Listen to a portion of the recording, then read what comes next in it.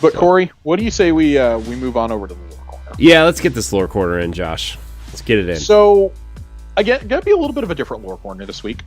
We're kind of holding off on reading the captain's log for another few weeks until we've got like 5 or 6 entries in, and we can just do 2 a week at that point. Mm-hmm. But when you go in this week, like last week, Keitel is talking to you. Keitel and Osiris are kind of bantering back and forth. Her people have been patrolling the Glykon, have been, flying around the outside of it, this and that, and she's questioning why we're still going in. She wants to know what happened to Callus. And Osiris mentions, well, if we can get the ghost, if we can retrieve the Guardian's ghost, maybe we can find out what happened here.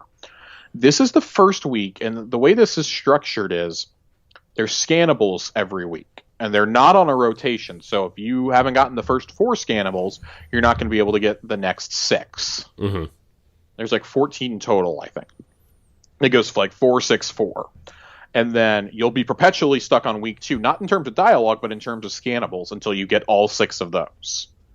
And then you'll be able to unlock the last set. So because Nerd and I were running it with my friend Matt, who has all the scannables, we were getting all of the dialogue. We were figuring out what happened, the whole complete story, basically. Mm-hmm. And at one point, you can definitely hear Callus talking to you. Mm-hmm. And we've already established that the locus of communion, the boss of this encounter, is speaking to you through people who are dead. Mm-hmm. And that was kind of a subtle way to reveal Callus is dead. How, we don't know. Yeah. It is implied that the Leviathan was sucked into one of those wormholes. Yeah. And we kind of figured out more of the story. Callus, it's implied, has sent a ship to go pick up some scorn and put the Crown of Sorrow on the scorn in an effort to commune with the darkness. And, well, the darkness didn't commune with him, but it took over a ghost, essentially. Mm-hmm. That's kind of the implication that we're getting, because for the first time, we're getting another voice talking to us in here. And it sounds almost like Uldren, almost like Crow, but it's not. It just says Unknown Guardian. And we find out really quickly it's Catabai. It's the Guardian who was Callus's shadow. Mm-hmm. And you hear him like begging not to die and this and that, and then you just hear a bunch of gunshots and it goes quiet. The audio log just goes quiet after that. And it's about the time that you encounter that's when you encounter his ghost shell, when you scan it. Mm-hmm. So, something happened. The Scorn found him, etc.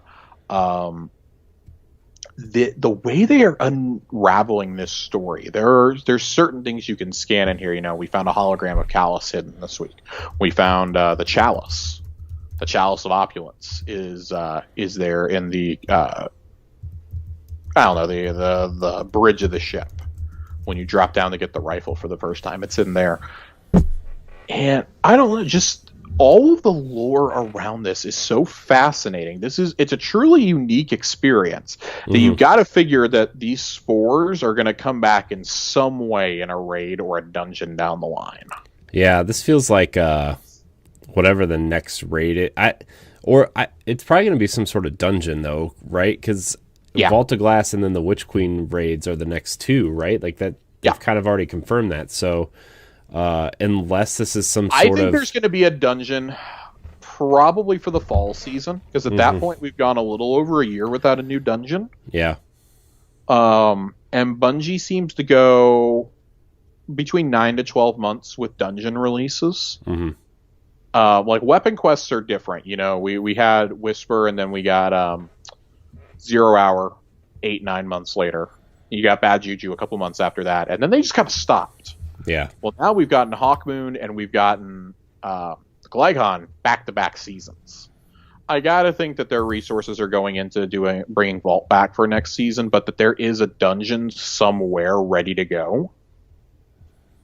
But I don't know. Like this feels like the setting for a dungeon, though. Yeah, it does.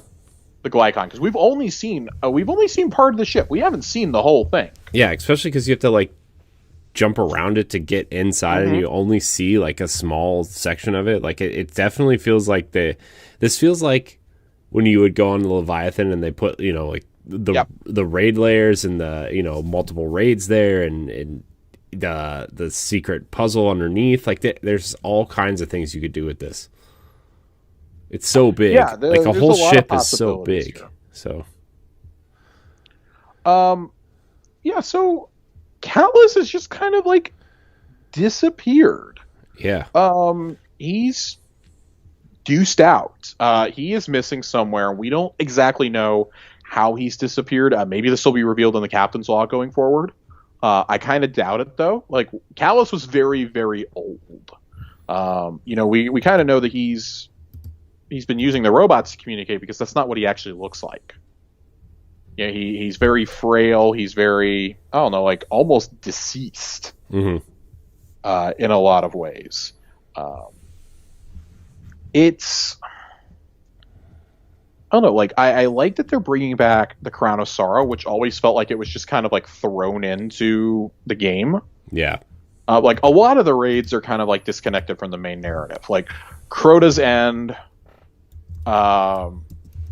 King's Fall, and Last Wish are kind of like the major exceptions. Everything else is very disconnected. Like, I mean, hell, 4 of the raids all tie together because they're the only times that we encounter Callus and the Leviathan. Yeah.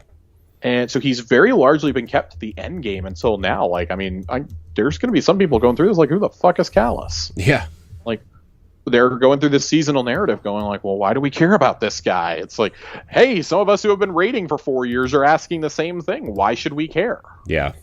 If you didn't play Season of Opulence, that's really the only time that you encountered anything of his or you heard his voice if you didn't do raids. Yeah.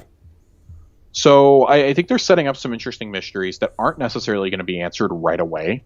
I don't expect us to get the answer for what really happened to Callus until probably we get closer to Witch Queen. Yeah.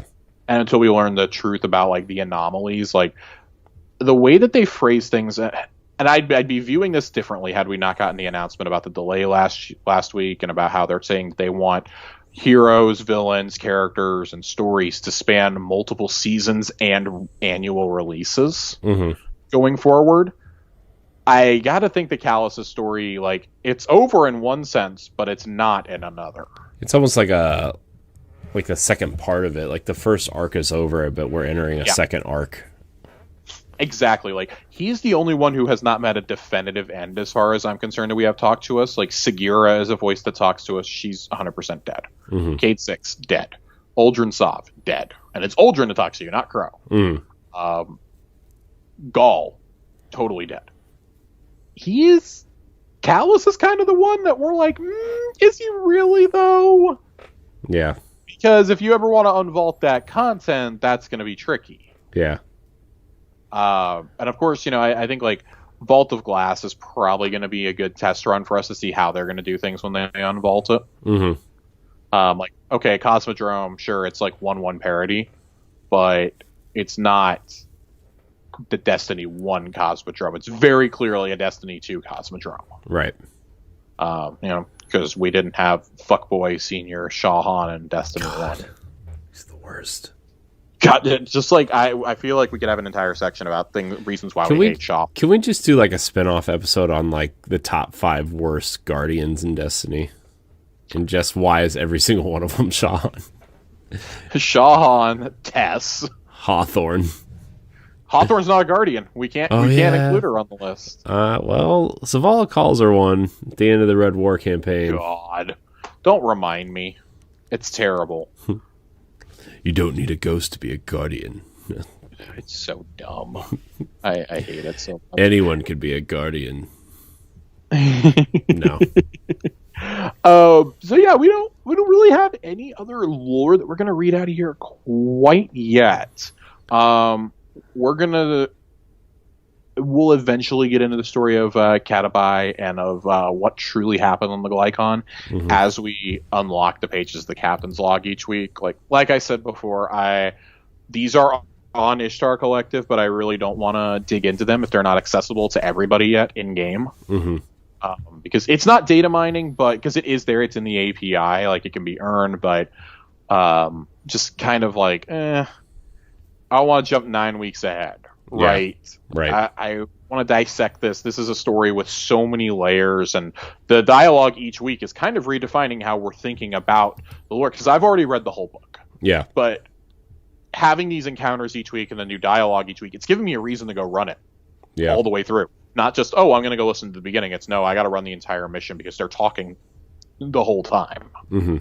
And kind of absorbing what they're saying. I was looking for a transcript of what was said this week. There's some YouTube videos. I'm gonna have to go out and transcribe some of this stuff for some future episodes, because the conversations between Keitel and Osiris, if you're not listening to them, we've been asking for so long, hey, put the story in game. This is an amazing example of that. Mm-hmm. If you want to get the story. And I know a lot of people are gonna be like, oh, I don't want to go play this 9 weeks in a row to get the full story. And that is totally fair. That is completely fair. Mm-hmm. And it's not like this mission is hard. The regular version of it is not hard at all. Yeah. But it is a bit annoying to be like, oh, you got to take a half an hour or more, depending on your skill level, to go through and do this every single week. Mm-hmm. I'm going to get to like week 5 or 6 and be like, I don't know if I want to finish this. I'm finishing this because I want that title. I want the title chosen. Yeah. Yeah. We will definitely we'll talk about Katabai. We'll talk about his ghost Gilgamesh. We'll talk about Callus a bit more. We're going to dive into the history of Callus and of Torabal in the coming weeks. Sweet. Since this is such a Cabal heavy season, and we've gotten so much more info now about the Cabal homeworld, and like I said, Kai specifically recalls watching Xivu Arath as in the form of a gigantic hive knight destroying her planet. Mm-hmm. Think of 100-foot tall Cabal or a hive knight, and that's basically what she saw. Yeah. How terrifying that would be. Basically, Oryx as a hive knight. Yeah. That's not inspiring. No.